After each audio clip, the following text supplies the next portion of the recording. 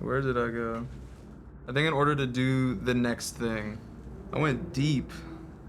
I almost imagine like there was this huge wall, and I had like a paintbrush, and I went up to this wall, and I didn't know what the fuck I was gonna make, but I was like, I'm gonna cover this whole wall with paint, and hopefully by the time it's done, I will feel alright. I think every day I spent just like painting a little bit.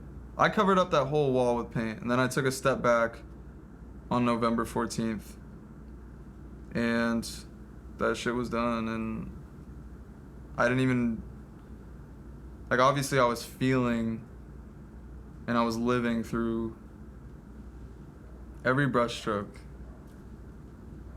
And I took a step back and I'm like, damn, I'm proud of this one. And I feel alright. I think I really just used this album as therapy. Because there's no cure for a glass jaw. I always really liked the name glass jaw. I love teeth. Like, teeth really, teeth are just good. Teeth are great. A glass jaw is like, as a concept in my head, was always meant to break. But the break is good. I think it's like you wear it regardless. You wear your imperfections. That's what makes us all unique and human. Certain words have like a ring to them, and glass jaw, I don't know, it always just rung a bell. Glass jaw, obviously, on like the surface is like a boxing term, but you know, as I was living life and going through things and experiences of my own, it formed a new meaning for me, ended up becoming my album title. All these masks that you see here, I think that's just like my subconscious at play. Like when I designed Hijinks, it was supposed to be like a kind of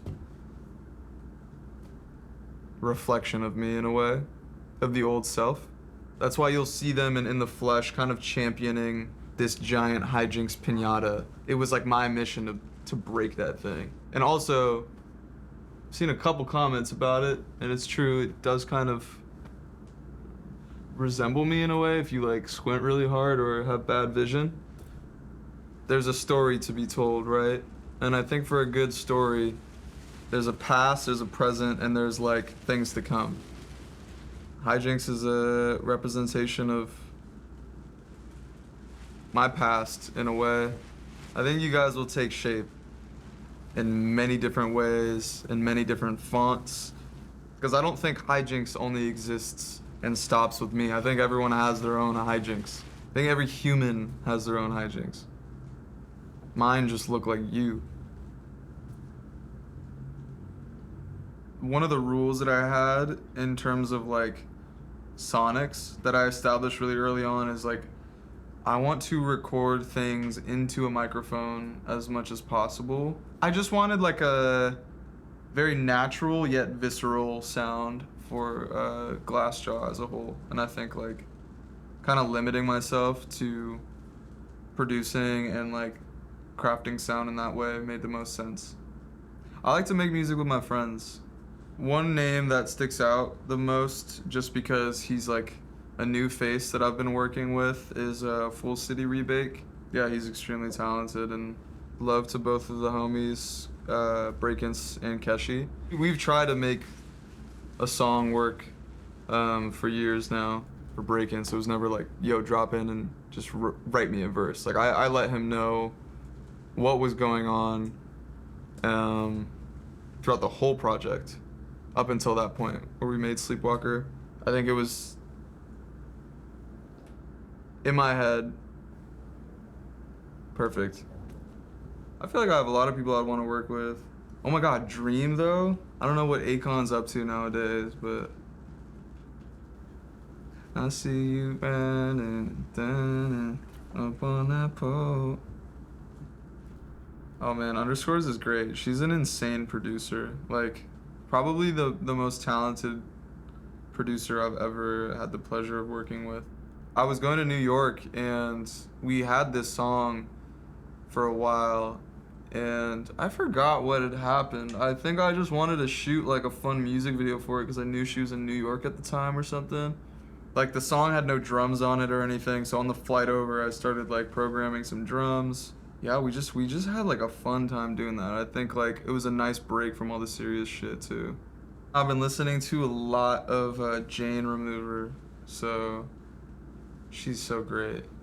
Yeah, I feel like we'd get along. I've met her a few times.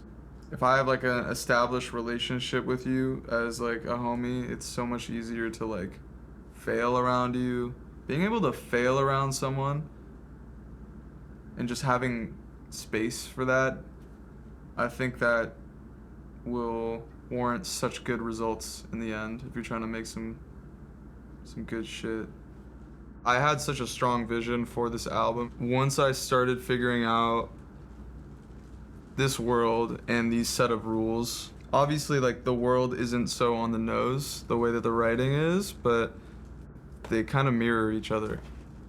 These 5 pillars of ego, death, awakening, dismantling, surrender, void, and rebirth kind of serve as this nice like motif across the album. I grew like a crazy fascination for like elk bugling, specifically like the bull elks when it's mating season. They make an insane noise. It's just like this haunting call. And I started like just going on a deep dive on these elks, and I really wanted to make them like an image. The writing on the album is very much personal, on the nose, and the narrative world was like an interpretation, but almost like, how do we make sense of this? How do we throw this into something that is like an extension of me and like my message, but isn't so uncomfortable to share? I don't know, I've always put myself in the music that I make. Each album is a reflection of like obviously like what I'm going through. That's how it is typically for a lot of artists. I think when I was like 13, 14, when I like set off, it was never like I'm going to be doing this or that. It was like I want to play really big shows one day, and I want to just like making like undeniably incredible music and like just get so good at that. I think I really put myself on this record. The writing on the album is very much personal, on the nose. I remember like when I was like an 8th grader, I was just smoking weed all the time. And like sometimes I'd just go out like, oh man, this is fucked up. This is like before like you know what like anxiety and like panic attacks are and stuff. Because when you're 13, like you need to rely on the plug so hard. When I was 13, I would pull out Post-it notes. So I had colorful ass paper. I was smoking whatever that paper is made of, and the glue. I had some weed with some like hash balls in it. I didn't know what the fuck that was when I was really young. And my homie smoked it up. He was super high. He's like, yo, bro, I see the devil right now.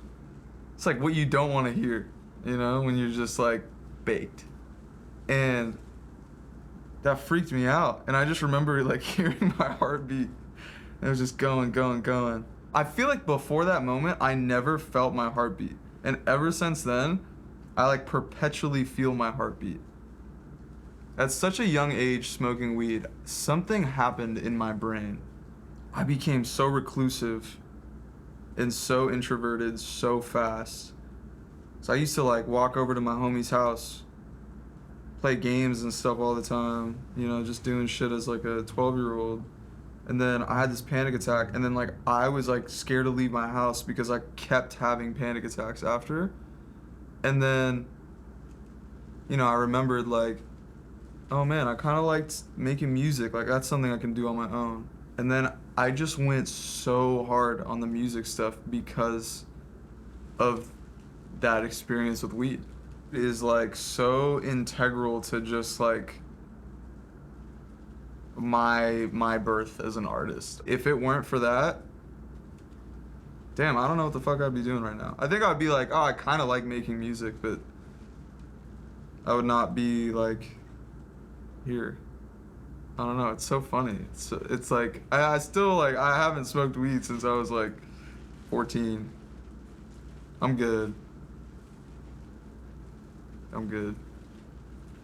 The first song I wrote for this album was a song called Wildfire, late 2023. So I've had that song for quite a long time. I wrote it for a different album. An album that never came to see the light of day, and I think for good reason, but I love that song. I've always really loved it ever since I made it. And I knew I was going to have to release it in some shape or form. Every song has surprised me in some way. Every song has been like a favorite song of mine for at least a week. Oh man, In the Flesh, I feel like I made it in like a fever storm. Oh my god, there's so many moments. Like Party People, like the structure of Party People. Why does it flow the way that it does? And yeah, it was actually the last song that I made for this album. It was the last little puzzle piece. I had every other song except for that track 2. I had a version of it that was like double the length.